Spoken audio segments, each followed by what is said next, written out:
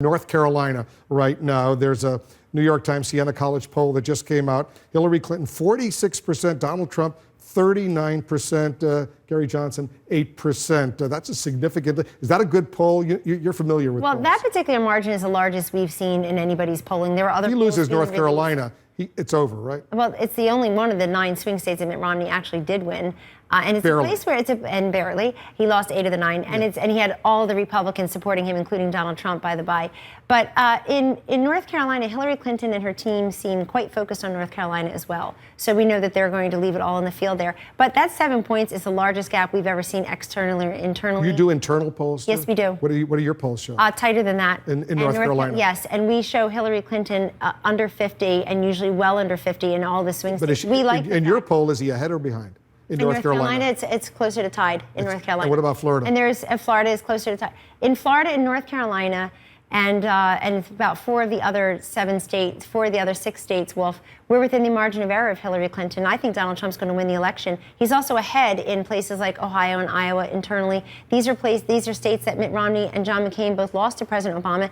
Hillary Clinton is nowhere near President Obama's 52, 53, 55% margins in some of these states. So you're convinced he's going to win still? Yes, I'm convinced. 2 weeks to go. But if he doesn't win Florida, if he doesn't win North Carolina, it's over, right? The path is much harder. It's not just much harder, it's over. Well, we don't like to say things are over. We'll leave that narrative to people who are already critical of him and want the race to be over and want to convince But he desperately needs. He himself acknowledges Florida's a must-win state. The race will be over on November 8th, or when the election results are certified and verified, not 2 weeks beforehand, when most Americans still have not exercised their franchise. It is not up to me, you, Donald Trump, or Hillary Clinton to rob people of their voice and their choice. No, we never want to rob anybody's voice. Well, telling people it's over and telling people nobody has said it's over. We're just reporting on the poll results right now. And this new CNN poll shows, and speaking about when it's over, look at this. If Trump loses, we ask the American people, will he accept results and concede?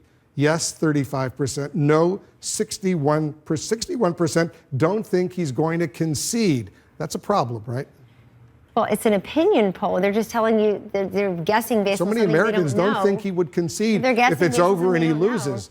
Let me ask you the question. If it's over and he loses and no major recounts or anything like that, he will concede, right? He has said it depends on what the results are. He cannot make that judgment now any more than Hillary Clinton. But if there's no recount, no challenges, no significant discrepancies, he will concede. It depends. It depends on what? Well, you said no significant discrepancies. Is there evidence of widespread voter fraud somewhere, or? But I've just said if there isn't widespread voter fraud. That's a very tough hypothetical for me to answer, because it'd be like asking Al Gore in the chair 16 years ago at this moment, hey, if George W. Bush is certified if he's winning Florida and all the other votes are counted, he'd say sure.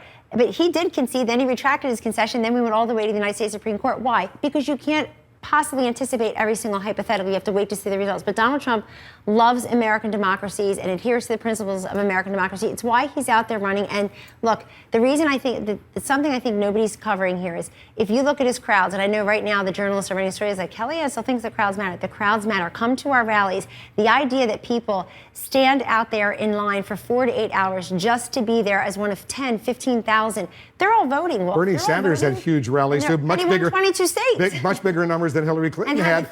But he didn't win the nomination. He didn't win the nomination though. But he had bigger rallies. Really close. He won like 8 of 9 contests there for a while. He won 22 states. He did remarkably well.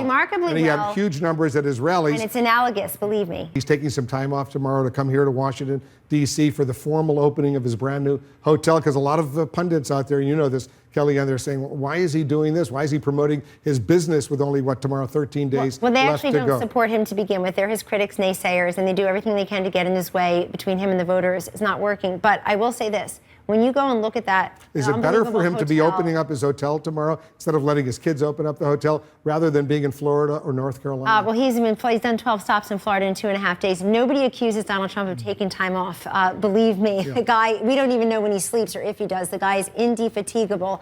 And he is, nobody asks Hillary Clinton, why do you have 5 days off before the debate? But he's coming to open a hotel that's under budget and ahead of schedule. It's a great illustration to America of what he does. But he opened the hotel about a month or business things. month and a half ago This is the official or so. grand opening. That was the soft opening, but the hotel's been open now for at least a month or 6 weeks. This is the grand official opening, and it's been scheduled this way for a long time. And we're very excited to show America what this man actually does. He fixes things, he builds things, and it's a family business. I mean, as close as The whole family is going to be there tomorrow at the opening? They're expected to be, yes. And it's exactly the way he's built his business is the way he wants to repair America. Look, you can't have politicians running the debt. We're at $19 trillion worth of debt. You need a businessman. You need somebody who fixes and solves things for a living, and we'll see an illustration of that tomorrow. Under budget, ahead of schedule. Who else in D.C. can claim that?